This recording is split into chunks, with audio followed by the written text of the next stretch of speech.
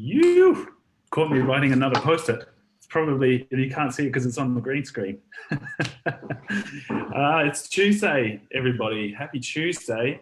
Welcome to the Busselton Chambers Ask Me Anything session, the AMA, with some leading experts from in and around the city of Busselton in our southwest region. It's become a little bit of a fixture on my calendar and as well for you guys viewing. So Michael Smart here from the Busselton Chamber of Commerce. I'm joined as ever with a collaboration with Matt Carlson at Loop2. How you doing, Matt? Good, mate. How are you? Good to be here. Get in there. Still got short sleeves on, even though the fire's cranking behind somewhere there. And this week we're joined by Jacqui Wells from the Busselton Times. How are you doing, Jacqui? Thanks for joining us. Thank you for having me. Yeah, you're very welcome. Glad to have a chance to have a chat with you as well. Iain Massey from Upland Consulting. How you doing, Iain? Thanks so much for joining. Yeah, going well. Thanks, Michael, and thank you also for the invitation. Yeah, you're very welcome. I think it's quite interesting the way that our discussions have unfolded here over the weeks of social distancing and the interesting challenges that we're facing as businesses and community through the COVID-19.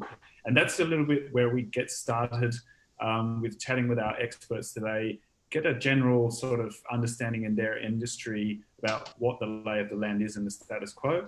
And then we invite you guys also in the comments on Facebook. I just heard ourselves in the background. I don't know, we have a little bit of a delay. But for all of those folks at home or sheltered somewhere away from the it's school holidays, so no learning kids at least at the moment. But please feel free to drop a comment on the Facebook page, right, Matt? And then Matt's going to be having a look at that and then feeding us the questions as well. So don't be afraid to reach out and ask us anything. That's the thing. And if we can't answer it, we get to follow up these questions later. These conversations that we're having are going up and they are helping decision makers in governments and organisations above our pay grades likely. But it is helping the community make some decisions and navigate through these times. Maybe we kind of open up with you there, Jacqui, to maybe just give us a little bit of a broad view. It's an interesting position that the Busselton Times have, because you do get across all industries, but also have the community sort of pulse as well. Maybe you could let us know a few of the things that you guys have been getting across in the last few weeks. Yeah, well, obviously, like all industries, the media industry has been affected. So that's obviously been a challenge for us in terms of, drop in ad spend and revenue. But obviously, our paper, for example, like a lot of our regional group, we've been around for years. We launched in 1903. So we're a really established brand and a source of information for the community. So that's been a challenge for us to balance that, drop in ad spend, but to ensure that we're still providing that source of information that we know that the community needs at the moment. That's, I guess, a unique position for news media, that we are a trusted source of information. So for us, it's really been about looking for ways to help our customers still get that message out there, I guess, in a slightly more cost-effective way than would normally be the case. But it's, through all of our conversations, our teams right across the state, we've got 19 regional mastheads operating, as well as the West and the Sunday Times and our digital platforms across the state. So the team right across the state, that's our main objective at the moment, is to get in contact with our client base and small business, medium business, all different, levels of business, just to see how they're getting on, how they're faring, and what we can do to help them get through this and out the other side. So, and there's been some really inspiring stories, there's so many businesses that have been really agile and they're just pivoting and rolling with it as the punches happen. And it's so awesome to have those conversations with customers and find out how they're faring and what they're doing to really rework their business model to move with the times, Yeah. So yeah, and I mean, we definitely come back many questions pop out of that as we see loss of ads, but maybe a return in the credibility of having a trusted journalist. I know Jackson feverishly getting through town to be trying to write one of the. It's amazing to me that we only have sort of one or two dedicated journos in town holding our organisations and governments and businesses to account. So we definitely try to pick up on a thread there. I just wanted to get a sense as well from Iain to know a little bit from what you're seeing. You're servicing quite a few businesses, I assume, in many different industries through the city of Busselton. How's that playing out for you and some of your customers? Yeah, that's true, Michael, and it's a really interestingly diverse picture. I certainly talk to some business owners who are basically still hiding under a rock, just hoping, wondering, praying that somehow someone will bail them out of this, another government package or something. And at the other end of that spectrum, there are business owners who are right now making the plans and putting the foundations in place to take advantage, to really prosper of the world that emerges on the other side of this crisis. So it's a really interesting spectrum.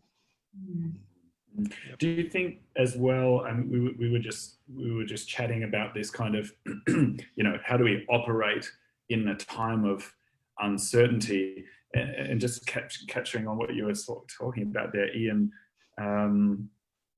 hiding under a rock right now. In some cases, for some businesses, that may well be the best plan of attack, or at least for survival. Does it depend on the goals that you set as a business owner and a manager, do you think, as to which strategy you do adopt? Look, I think it definitely does, but I would also say this to all business owners, that times of change and times of high uncertainty, as you just mentioned, are times of opportunity. They go together and always have. So simply finding a way to sit it out may be the best solution at this stage, particularly if you're impacted by something that's been very heavily affected. For example, tourism. Closing borders has just killed tourism for the time being. But even there, as you sit under your rock, think about what the market is going to be like after this is over. Yeah. So it's a case of, if the shop front is closing, we're not doing trade there, then what are the other, things that we can do is to work on the business. Maybe that's just a quick segue to Matt as well, as you guys at Loop2. I mean, you're helping. One thing that I would have encouraged, and I think you're on the same opinion there, Matt, is if you are going to take that tact of maybe writing it out, and you need to be sorting out things in the back, right? Can my staff get JobKeeper? What are the stimulus packages that are relevant for me? You need to be working on that in the background, I assume. But a customer facing, what does that look like on the customer facing? There's merit in keeping your existing customers engaged, right? I mean, you can't be doing all of that legwork on the other side of this again, right? You'll be behind already. You're on mute there, Matt. There we go. The old Zoom 101. That's right. I'm a beginner. No, I think you're right. I think we touched on it last week about keeping our audience members engaged. And I think as business owners, we can provide a lot of value to our clients. And I think they can come out in a really good content marketing strategy, especially right now. If we're doing all this legwork in the background and we are sort of hibernating and trying to write this out, then we can still be using our knowledge to create that content and helping our customers in their journey and trying to excite them now before our products become relevant again, and trying to create those communities sort of before the sale, and try to create that experience. Yeah, it's really important. And that's an interesting, I think that's good. And Matt's probably a great one for those folks out there who are talking about having a warmed up audience as well, so that right now, this period of warming up your audience, you have to imagine it, so that they already have the leads, they already have the bookmarks, they already have those things planned, so that when the distancing comes down, they're ready to go. Those sorts of campaigns, I think, are what are going to kind of also give the businesses and the business owners a little bit of hope. You know, they're working towards something. Those campaigns, is that something that you're seeing coming through the paper, Jacqui? Just for example, tourism's a good point there, Iain. Seeing that the Margaret River Tourist Board, or the Margaret River Busselton Tourist Board, kind of launching a bit of a campaign to almost pre-book those smaller escapes, not with maybe money taking, but more like, yes, what's my intention? You know, setting a few little future goals for those would-be holiday makers. Are you seeing some of those campaigns as well coming across into the paper, or is that purely digital? No, absolutely. We're seeing a lot of businesses, and I guess it's so important to keep communicating with your client base and your customers. Matt said. So, you know, obviously it's just, you've just got to be a little bit more sensitive in the way that you're communicating your message. It might not be the normal messaging that you would normally do, but it's changing it up and just reworking how you are getting that message out there. And we're definitely seeing that from a print and digital perspective across our digital platforms too.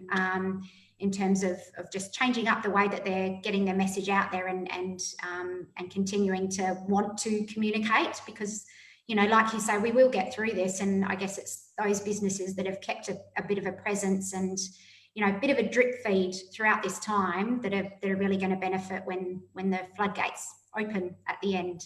So, no, we're definitely seeing it as well.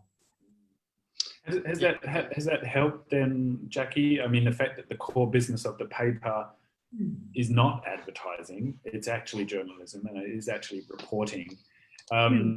Is that something as well that if it's less about the selling now and we're getting the messaging about what could we do, how can we help, how can we collaborate, are those the sorts of stories as well that you're seeing the community respond well to in terms of your readership? Yes, absolutely. They're kind of hungry for information. So, you know, during the peak of the crisis, a lot of our content was, you know, around COVID, but I guess not only from an advertising point of view, we're sort of starting to ways that we can put packages together to, you know, help businesses kind of get through this as we come out of it. But from an editorial point of view, you know, we Jackson, like you said before, and the journos across the southwest and the state, they're wanting to help, you know, keep that positivity around and focus on, you know, the good news as well as the bad news. So kind of hand in hand. Right. And do you see, I started to see a little bit, which is slightly worrying from my perspective. Just, I'm not normally a news reader or watcher, but found myself, you know, needing to tune in evenings to catch up, and I'm starting to see a few fractions in terms of, you know, not blaming or passing blame, but, you know, folks are sort of starting to feel the tension about where's the best place to invest now. There's only limited pots of money. We're seeing lots of stimulus and relief come in, but what are those projects we should be investing in that are going to help build a sustainable future? Is that something that the journalism, I would assume that's something that you guys can help direct, you know, in terms of gathering some community feedback, industry feedback, and helping the government. Are those principles or around journalism holding these associations to account? Do you see a little bit of a rise in my Siri? Again, everybody knows it. At some point, my Siri just comes onto my screen and I start talking to. Sorry to butt in about that. Yes, I'm interested to see how that does for journalism, because for me that would be quite worrying to see maybe an organisation since, you know, over 100 odd years old, just be left to flounder, as is the integrity of the community is kind of imbued in the paper. Absolutely, and you know, our journos and our editors right across the group are continuing to have those conversations with local and state government. So I know Jackson heads to the council, well, when they're happening, you know, he's in contact with the City of Busselton likewise right across the state, to keep his finger on the pulse in terms of, you know, keeping that line of communication open so that we can then pass that on to our readers and our audience across the digital side of things as well. There's some really strong relationships that we've got there to sort of leverage off. Make sure message out. Gotcha. I'd be keen for those folks who are listening. I mean, I'm going to have to stick my hand up. It's the paper that I read the papers down here. It's you know, coming from, you know, super massive metropolis city recently to just come down to this, you know, the natural wonder that we have in the city of Busselton, and to sort of bring the frequency down. I appreciate all the work that the paper's doing, and find myself reading it at every opportunity. So thanks for that. It'd be great to hear in the comments of those watching who does go and get the Times. The Mail, let's not beat around the bush. We have 2 papers here as well. So just the papers in general, I think need to be supported through our community. It'd be great in the comments just to hear about putting me too in there if you read the papers. But actually, interesting. A spike too, whilst we can't put a number on it in terms of readership in such a short period of time. I know the inquiries to get the paper delivered again have certainly increased, and a lot of our content is shared across our digital platform too. So we've definitely seen a spike in audience on that side of things as well, which is lovely to see. So again, people just hungry for news and that local angle. The paper route is back. Iain, we talked about opportunity, and it's back. Here we can see it. Right. Getting the. I know I had a paper route for sure. I'm not sure at a certain point, did some papers make it into the letterbox? Gosh, I don't know. There was. I'm gonna have to think back a little bit. Who was I delivering for? Okay, we'll get back to the end. The end of this. Iain, we were speaking, and Jacqui was talking about, you know, the decision making that is going across at all levels of different organisations, government included. Wondering about what your thoughts are around investment in infrastructure. If construction and building services have continued quite almost without disruption over these last few weeks of COVID. Now, I think that that's been good because these are the jobs that have been committed. I know the DAs and things are going through a little bit faster. There might be a little bit of worry on the other side in terms of cash flow. Once those committed projects dry up, maybe there's a bit of a delay in there. If we're thinking about infrastructure going forward, and do you see some opportunities down here in terms of maybe it's manufacturing, maybe it's production? What are your thoughts around infrastructure? I do see new kinds of opportunities for the Southwest, I really do. Among the things that the Southwest has got going for it, including the city of Busselton, of course, is a really very smart working population. Right? We have excellent educational institutions. The schools, we have a university with a presence here, with a very good TAFE. And we have a lot of smart people who move to a place like Busselton for the lifestyle, for the pleasure of living here.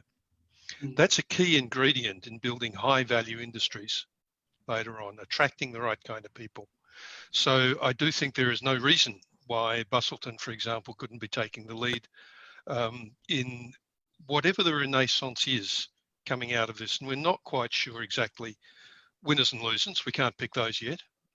But one thing for sure is that some of the global trade routes are going to be under a long-term cloud, and there's going to be a lot more local production, not only of food and other primary goods, but of secondary manufactured goods as well.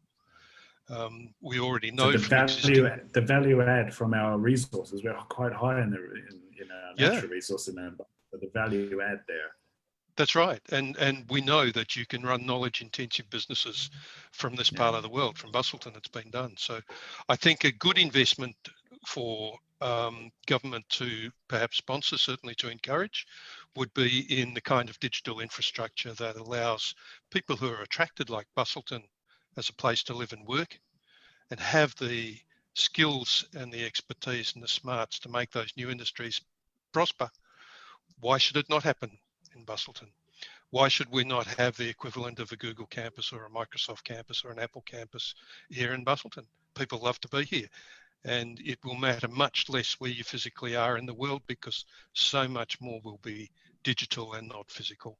And the same goes for smart manufacturing. I think the Southwest has ahead of it a great opportunity to develop a capability in smart manufacturing.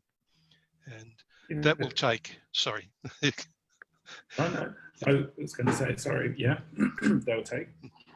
That will take investment in the right mix of skills. It will take investment in the right kind of digital infrastructure to fully enable that sort of interaction with global markets.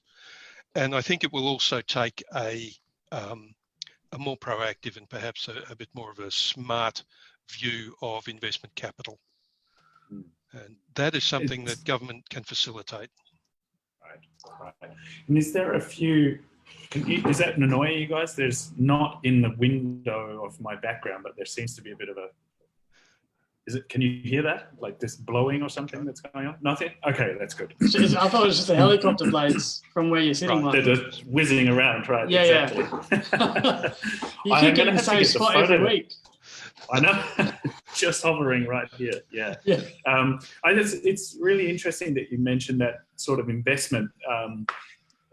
For me, that seems to also make sense now, even though we live in a quite in a region that is traditionally produced a lot of agricultural or let's say farming businesses, and we trade quite high exporting in terms of our viticulture down here as well. This would be a move away from that, or not a move away, but it would be sort of like a complementary move in investing in this sort of information infrastructure. Do you think that you mentioned they probably can complement each other as well, but do you think that could have a significant effect in reducing the seasonality of the economy down here? In terms of our local economy is quite seasonal. We rely on tourism. We rely on them, obviously, with farming and agriculture. We're at the hands and the mercy of the season. Do you see that as some sort of critical point to evening out the sort of the troughs that we experience economically down here? Yeah, I do, Michael. I see opportunities there, and that is, you're right. That's one of the issues that we have here is the deep seasonal cycles, partly driven by tourism, partly driven by cycles in primary production, for sure. And by broadening the economic base, we can start to smooth out those cycles across the year. Certainly, I think we can broaden the economic base. But I would say one more thing about farming and other advanced industries like smart manufacturing, for example, and that is that the skill sets and the discoveries in those fields complement each other. Right. I mean, farmers are right now taking advantage of some really, really smart technology to improve not only efficiency, but to improve the quality and the timeliness of their produce. So I don't see it as one or the other. I think we can have a really knowledge-intensive economy that integrates those fields. Yeah, perfect. And we just got a little bit of a comment there. I didn't know if Matt from Councillor Phil Cronin as well, who's just let us know as well that the city of Busselton is one of the fastest growing local government areas, over almost 2%, I think, last year, according to the Bureau of Statistics. So, like you say, in terms of the opportunities, and I've felt that since we're getting down here, we're kind of progressive, and we're really wanting to have a crack at this, aren't we, and put Busselton on the map. I think day one of my appointment here was with the Business Council of Australia meeting. Now that was an inauguration. If I wanted to know what was going on in Busselton, I felt like that was the forum to get it. Both of you guys were at that luncheon as well, were you not? Is that exciting for both of you guys, all three of you? Matt as well, you're also been down here for a few years. Is that exciting to see that attention being put on? It probably makes a few people a bit nervous, but the opportunity should outweigh that nervousness in terms of now people are looking at what we're doing. We have a chance to, sort of have a crack at what we've been talking about. Yeah. It was brilliant that they chose Busselton to open that season of meetings of theirs, this season of lunchtime briefings. I think it was a really good coup. Yeah. No, I think we were happy. Go for it, Matt. Sorry. No, I was just going to say, I think there's been like that too. There's been that push. I think Busselton has a very entrepreneurial mindset about it. I think businesses down here are like, they're creative, they're fun. I think they do try and do things a little bit differently. I think they do get a little bit of pushback from the older demographic possibly. And I'm not trying to put anyone in a box like that, but I'm just saying that there's been a lot of development, a lot of change in Busselton in the last 5 years. And it seems to me that the people that are willing to jump on board with that change are doing really well. And the people that are willing to do things a little bit differently are doing really well. And I think that the local uptake has been quite positive from the people we've been speaking to. I'd agree. There's so many awesome businesses out there, and they're especially at the moment, they're really just they're really inspiring the way that they're moving with this, and sort of, you know, changing up the way they do things, and continuing to, you know, move with it, and make sure that their brand is continuing to be active, even if it's, you know, from a planning point of view, they're still out there and they're being creative, which is awesome. Yeah, I mean, we've spoken to some clients that will say, right, we've got 3 months, what do we need to do? And they're really motivated to either pivot their service or let's come out of this on top, you know, let's come out of this with a really good relationship with our clients. And I just want to, I know we've got 15 minutes, but I just want to mention a couple of comments. So I just want to say hi to Lisa, who says she's happy to listen in, which is great. Hi, Lisa. Barry Green, who said great lineup. Thanks very much, Barry. Yeah, Barry. Darren Burson, great initiative, guys. So that's good. If you've got any questions, Darren, chuck them in the comments. Brian said hi. Phil Cronin with that comment before. And he also made a very good point about being ready for when the borders open, which I think is really important as well. But that's it. And that's some of the work as well that I'd encourage men, you know, all businesses in there. I know that, you know, for the Chamber of Commerce, we don't have all businesses, but any business, I service calls as well as you guys do from our member businesses, but also the non-members. And one of the questions that I think Louise just even asked us just now as well about regional borders reopening. Now, we don't have any word like that, and we for sure that this is something that's being discussed at length at all levels. You know, it's not just an economical decision. It is the health decision as well. And, you know, we do have to weigh both of those up. I know for as well that having chats with some of the local businesses as well, there's the questions around opening up, even for example, this Saturday for Anzac Day, you know, trading hours. We do have the privilege, I guess the privilege, but it's more like the opportunity in regional areas that you have the choice to open up after 1 p.m. Now, if you make that choice to open, it's even though the vibe in the city, I don't know if you feel that as well, Jacqui, you've been into town. I've had a little bit of a chance to walk around yesterday. It feels like a little bit of a, okay, starting to coming out, starting to breathe, a bit more actions happening, a few more sort of transactions are happening. But it's probably just the encouragement to still observe the social distancing measures. Absolutely. Yeah, it's funny, isn't it? You kind of, there's a little bit of, you know, confidence coming back. Obviously, I think it's 2 days in a row, isn't it, that we've had 0 new cases in the state, which is really positive. But yeah, there's that kind of false, or not false, I don't know if it's false, but people are starting to perhaps think about how we get out of this. But yeah, I guess it is important to still make sure we're following the guidelines. But you can definitely feel, I know I'm like obviously working from home, and our team are all working from home at the moment, but I have had to pop into town to the office to, you know, do a few little jobs and grab a odd coffee. And just in the last 2 days, there does seem to be a few more people out and about. So Yeah, that's good. And it's good to see everyone with the smile on the face, but still observing, not going in for the handshake, not going in there for the high fives, but more the elbow of the foot, the foot shake. It is good to see.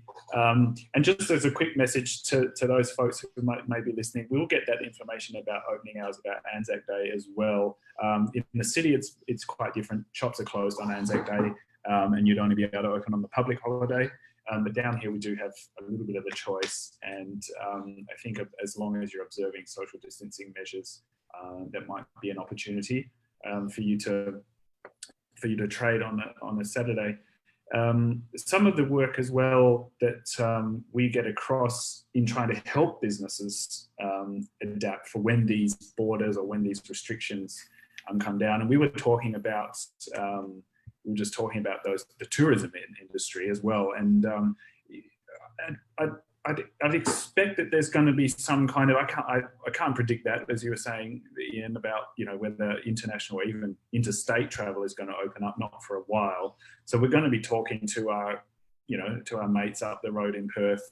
We're going to be talking to those in the wheat belt. We're going to be talking to those up north. I think the northern regional areas. We're also expecting that it may be next school holidays or something, this notion of holidaying at home.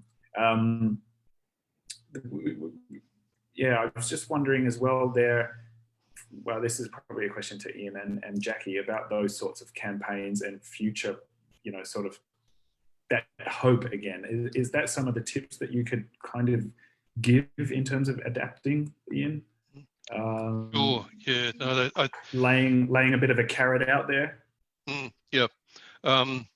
Whatever happens with travel and borders and so on, the first wave of visitors returning to Busselton and our region will be intrastate visitors. That's obvious.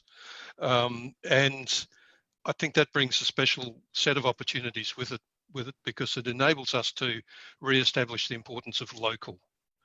People will be coming here from Perth, perhaps from the wheat belt, from other places, to experience what we distinctively have here as local produce, local experiences, local community.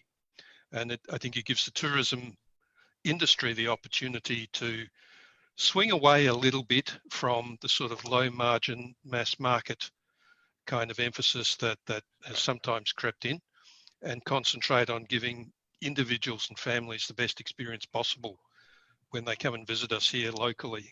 And local journalism ties into that, Jacqui. I mean, that becomes a very important component of that whole sense of visiting a community, not just visiting a place or a site, So I don't want people to do Busselton.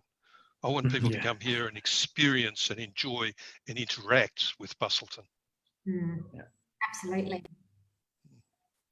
I know I've got, I rightly or wrongly over the Easter weekend, I may have gone out and taken some video and sent it or shared it on, my social media to all my Perth friends, sort of a little bit saying, sorry, but look what we've got down here. Yeah, I got so many responses. They're just hanging to get, what is it, Dowth, isn't it? Dowth. I know that everyone in Perth says Dowth, but when you are down here, you don't call it Dowth. Well, I definitely haven't heard of that, but I've been in Germany, so that would I'm not the person. But packaging up things, and I think that might be something, Matt, just a question for you, because what you've touched on there, Iain, I think, and I think that's important for businesses. It's that repackaging of what you've got. Even some of your waste products, or what you consider as waste, is not your is not your core service over here. That could be repackaged, couldn't it, Matt, into some experience or something else that you could put. Yeah. Yeah. What do you? You should just talk, because my Siri comes in. She might have some valid points as well, Michael, so I don't want to take the airtime away from her. I'm not going with AI. I'm not putting all chips on AI yet. I believe in investing in tech, but not just AI yet. Okay. Not yet? Maybe in some countries, not here. Did you hear that? Now she's not going to work ever. My Siri won't even talk to me, and I'm meant to be some tech guy, so I don't even know how to get it to speak to me. But I think you're right, Michael. I think we've spoken about it before, about using the resources that we already have rather than building something brand new, and especially collaborating with other businesses as well to bring out a service offering that's valid now, that can weather us through to when we get those new tourists come down here. Because we, like you said, Iain, we will get those intrastate travellers coming down from Perth, and those businesses that are ready, those businesses that show up when people are searching, those businesses that have been active on social media are going to get that traffic. And then I think it's also about, and something that you could probably chime into, Iain, is are we ready for these businesses that are hibernating, or these businesses that are sort of winding back their operations and saying, oh, I can't do JobKeeper, all this sort of stuff. Are they going to be ready for a plus 50% increase in traffic, just infrastructure-wise? Have you had any of those conversations, Iain?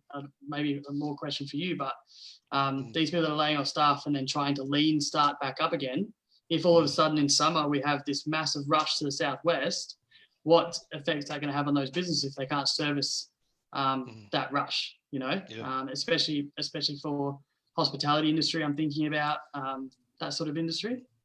Oh, it's look, it's going to be hard, and it's always hard with the seasonal ramp up for those to find the staff. That's one reason backpackers are so very important in this part of the world, and we ought to be nice to backpackers. But you know, it's also I think one of the really best insights that the federal government had as they started to think through how they're going to help the country through this was JobKeeper. I mean, there are problems with that program. There are problems with the way it's being applied. If you have problems, then I can tell you, talk to your local member. But the idea that you can have that workforce not disbanded, not having to be re-employed and retrained again, but just on standby for when the day comes to ramp up again. That was a really good piece of thinking behind that policy. And I think as well, and repurposing. Sorry, Matt, but it's we have them on standby, and that's good. But Matt, I mean, being authentic. Some folks thinking about campaigns and advertising, and maybe that's something that we're a little bit. We're looking, from down in Australia, looking above and thinking that we have to be something that we're not, because the rest of the world's doing it. How is that for, you have your staff and authenticity, letting that authentic voice come through? Is that something as well that you'd give a few tips to, Matt? Yeah, absolutely. And I think that's exactly what I was about to say, what you said, Michael, about repurposing these staff. No, it's great. Especially like hospitality staff, if you've got the JobKeeper, and you currently close, we could repurpose the wait staff into delivery drivers, and offer a really good takeaway option. There's that. And I think what we've got to realize is when we're putting out our brand message, when we're putting out our marketing message for the next 3 months, we're all in the same boat. And it's not like your business is doing poorly because you're running your business poorly. It could be that your business might be facing challenging times because of what's affecting the entire community. So with that comes a level of empathy that your customers are going to feel that wasn't there before. We had someone put out a post about they're an accommodation business, and they put out a post saying, oh, they're a little bit quiet at the moment, and they just really took the mickey out of the situation because they can't take any bookings at the moment from interstate and from international travellers. But it just snowballed. It had a massive positive reaction to it, and their whole philosophy in the next 3 months is let's get our content marketing game on point. So wherever our customers go, when these borders open up, they're just going to find us, So they're getting some really interesting conversations out there going. They're really highlighting stuff about the Southwest, and they're really warming up just the entire region. And that's coming from a place of helping their clients and giving them free value, but it's also coming from a place of when these customers Google anything to do with the region, all this content is going to come up, and they're just going to get that flood when they come. And they're working on their internal systems to make sure that their booking system can take that capacity as well. And I think that's a really good example of let's be authentic. Let's talk about what challenging times we're facing at the moment, because right now everyone's got compassion and empathy for you. And I think if you try and act like it's not affecting you, people are going to see through it. You know, they're going to know. I think so. It's just part of the community spirit as well. People will buy into that, you know. Yeah, that's interesting. We just had a comment there as well from Brian Kelly, as well as obviously the importance of, you know, how the backpackers can or do influence our community. And we were just talking about that having, there is that, you know, almost innate need for or quality to our community that wants to help. And he's just raised the point there about those with disabilities as well, how that's been affecting that community, the community during this time as well, whether that's information getting out there for those that, you know, that maybe have disabilities with hearing, how do they get access to information, as well as other disabilities. It is interesting as well then that, you know, to take that approach now that doing well will help your business do good. So if you're reaching out, I mean, I think that's a Richard Branson adage, and I know that Richard Branson right now is probably in some board meeting trying to see what Virgin, whether Virgin is going to survive or not. But that is definitely something that down here we can champion that as our businesses if we are really banding together and really from the heart doing some good and helping our other, you know, colleagues in business down here, that the best will come out for the whole region. Yeah, absolutely. And Grove just had a question as well, Michael. I'm interested. I'm interested in hearing about what businesses are doing to prepare ahead of reopening, using this downtime to get their marketing in place, scheduling social media, thoughts, business, rah. Yeah, so I mean, from a marketing point of view, Anne, they're spending time creating that content. You know, create good content. Find out what your customers find valuable and create content around that. I think with content marketing, people see it as such a big beast, you know, and I'm sure, you know, Jacqui can attest to it as well. Like a good editorial about your business and about you can connect them through emotions so much more than a paid edit ever will, you know. So start telling your story, start getting, like, contact Jacqui and do an editorial, you know, put up a blog post about what you're doing during COVID-19. The best place to start is with authenticity and just start telling your story to people because they want to read it, they will listen. I don't know if you've done many of those editorials, Jacqui, but yeah, I think they're gold. Well, yeah, and it doesn't have to be, and I think now's not the right time for a hard sell. That's what people do.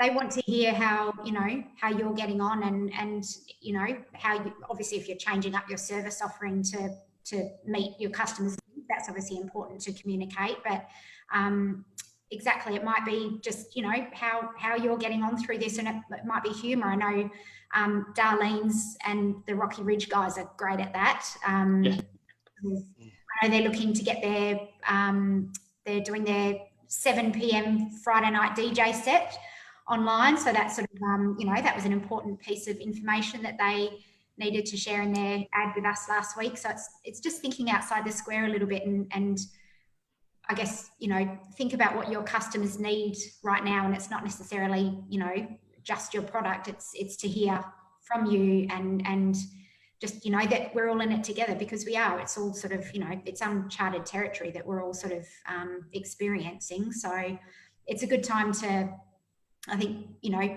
and obviously there are going to be those businesses that do pull back on their marketing. So it is a good opportunity too to perhaps get a little bit more cut through if you can, you know, do it in the right way. So as you said earlier before, Iain, I think it's definitely a time of opportunity if you can do a little bit of planning and sit down with your team as well. You know, it doesn't all have to be up to the business leader to come up with the ideas. I think if you can sit down with your team and just do a bit of brainstorming and you know, everyone's got ideas at the moment because we're all sort of, you know, working through this together. So and I think you'll be amazed at the ideas that come out of people.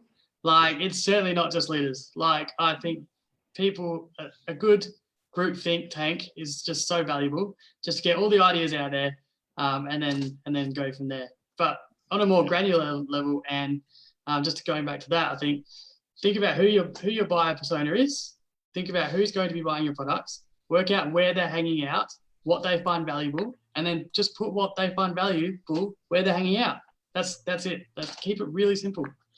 And there are definitely a few techniques as well. We're trying to catch up with ourselves as well and put out short little hack videos to show those things. My favorite tool for that is, as everybody knows, is the Post-it and a big fat texter, because then you can start arranging information any which way you like.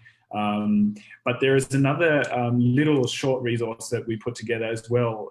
This business health check is ended up what we talked about it. And I think that Lisa Shreve from the Busselton Jetty was speaking about it on last week's AMA. We got to put this into a little bit of a better form. It's usually been a bunch of questions that we've had when we're helping businesses through this period. And we just put that together into a short form. And that's over there at the Busselton Chamber website now as well. There is, speaking about those blog posts as well, you know, Bronwyn and I just sort of trying to catch up with ourselves. But there is a little template there, a little document, a business health check document that you can download. And those questions are really there just as starting points. As Jacqui, Iain and Matt have been saying, it's really about just sort of like take a deep breath now and write out what do you have, what assets do you have, where are your customers, who are your customers, what sort of things do they do you have a business plan? No, yes, it's more just an honest look, an objective look at yourself. And that little bit of paper, those few questions, it's not an immense amount of detail, but it probably is just the starting point so that you can go to someone like Matt or go to someone like Iain or go to your accountant so that you can start to work out what maybe you have a little bit of budget for a few experiments. That would be interesting now that people are doing probably the right thing. And that's something, I don't know, Iain, we put out some information about that early on as well, about looking at your overheads and maybe streamlining. Somebody mentioned in this discussion about lean startup. It's a world that I'm quite familiar with. Those principles probably apply to every business now, Iain. Well, they do, because we're all in some ways reset almost to startup status, because we are going to have to reinvent how we do our business in the world post-COVID-19. Yeah. Most certainly. Yeah. That's interesting. Well, then head out to the Busselton website, the Chamber website. We've got that business health check template that you can download and fill out. And the other thing I just mentioned, because you guys were talking about these kind of like brainstorms or think tanks as well. The other thing that at the Chamber that we're doing is this notion of industry sparks. And that is an online workshop that I'm running with each, like any business within any industry, where we can jump on a call like this, throw everything, sort of like everything out from our businesses and what our challenges are, but also paying a lot of attention to a lot of the wins. I think it's great when companies do start off with the wins and what are the things that we're doing that is working right now. Start there, because you should do more of that. And then usually if you're doing more of that, some of the broken stuff back here just fixes itself because you're putting your energies and your attention onto those things that are working and you're getting positive feedback. So those are called the industry sparks, and those are coming out over the next month. It's just as fast as I can get to it. Iain, might have to give you a call there, boss, to help me facilitate some of these sessions. A lot of businesses down here needing that support, but it really is using those sort of techniques just to cast a little bit of an overarching view of what your industry and your business is doing, and then a chance for you to just get any ideas out there. I would go for quantity over quality right now for the ideas. You can always start to validate your ideas with your customers really easy. Social media makes it even easier. If you get 5 people to look at your idea and give them a little, and get that feedback from them before you go out with it live, then you'll immediately be able to change the text that you're writing. You'll probably get a piece of copywriting that people are really responding to by changing that. Probably, I don't know how much testing you guys do with that, Jacqui, with sort of that headline copywriting, that almost clickbait. We don't want to be seeing that. But elements of those principles do work if you're trying to make sure that you can, get your message in front of the customers. Absolutely. It's all about the pitch, isn't it? You need that initial sort of, something to get their attention. Yeah, and maybe, Matt, you're going to call us, aren't you? We're running a little bit over time. What is that? If you're writing a blog post, Jacqui, what is it? And Matt, how many words do you reckon you aim for? More than and less than? What do you got? Some figures? For me, it's more than 500, less than 1,000. I don't know what you feel, Jacqui. That's where we find our SEO sweet spot is. Yep, that'd be about right, I reckon. Yeah. Nice. All right. There's a little bit less is sometimes a little bit more, isn't it?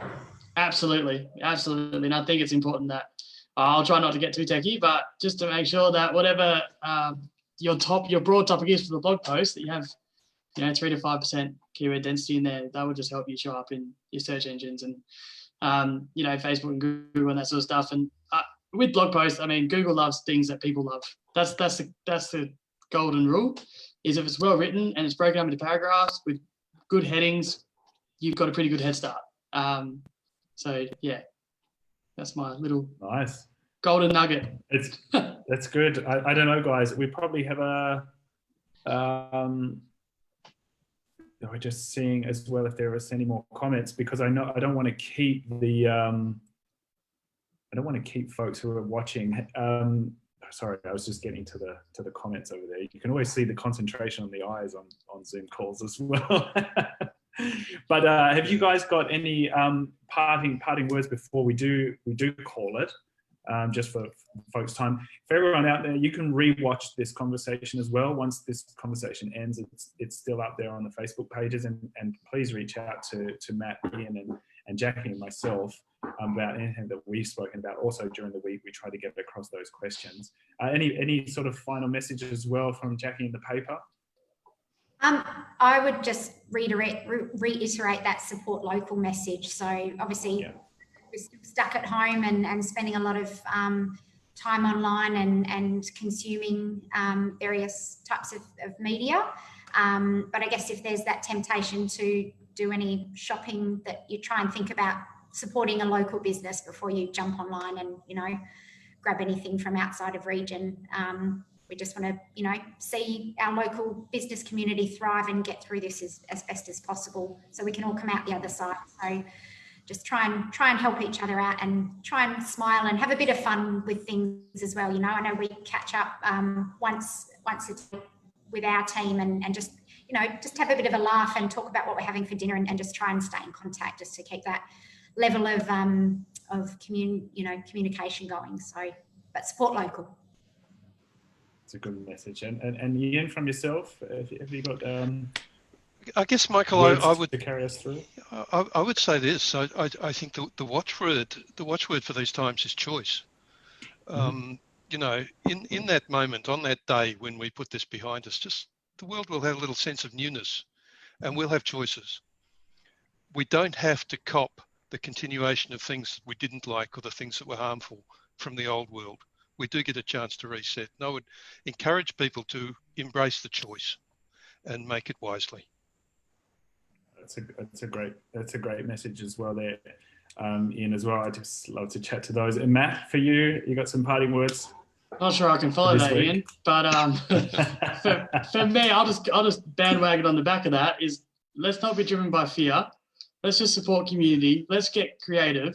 And if you are looking at getting some content out, I go by the slogan of GetMo, good enough to move on. Just get it out. Doesn't matter. Make it authentic, make it fun, just get it out. Start making relationships. That's all I have. and that will be the feedback that you get. You have to make the step forward so you can get some feedback. It is hard to put yourself on the line, but there are ways of finding out who you're talking to, as Matt said, about doing a sort of a lean persona or something like that. So you have a little bit of an idea who you're talking about or talking to when you're writing anything or putting your business out there. I love the idea and the message about going local. It's interesting that you mentioned you know, before you shop online. I think there's a lot of almost a rush, and I've seen that in the education industry right now. Get online, do everything online, we're doing it. And then you hear like the first little murmur of, oh, school's back over. It's like, damn it, we've like put all we've invested there, well, this, and we're, you know, now we don't need it. I think just on the other side of that is also pick up the phone. Phones still work. You know, some businesses are not going to be able to like rapidly invest into an online or a web shop or something like that. And it might not have made sense for them to do that. Those projects, we think about digital and online as if it like takes 5 seconds and costs no money. It's they're huge projects. To do them well, that takes time and thought. And it takes the right people to implement them. And we have those skills in town. That's not the problem. The problem is, what's the return on investment there? So right now, if you're out there and you're looking for a place to shop online, just maybe go to our directory or something like that. You'll find the stores and give them a call, because the chances are they're probably doing delivery. They do have the stock there. They just might not have an internet site right now. So if you've got those favorite places, I agree, Jacqui, to support them first and foremost. Give them a call if you need a shirt or a tennis ball. We've run out of tennis balls. Our kids keep hitting them into the bush. So we can go and stand outside the sports store. But I really have enjoyed chatting with all three of you today. It's been a pleasure really getting through some of those topics. We could carry on, and I'm sure that we will continue these conversations as well, individually, and probably get us all together as well at another point in the future. But from us here at the Busselton Chamber, thanks so much for taking the time. And we'll get some of the links out to your thoughts and words and services as well in our comments and throughout the week. Thank you, everyone. Thank you. See you all. Bye. Thanks, guys. Have a great week. Yeah. Bye.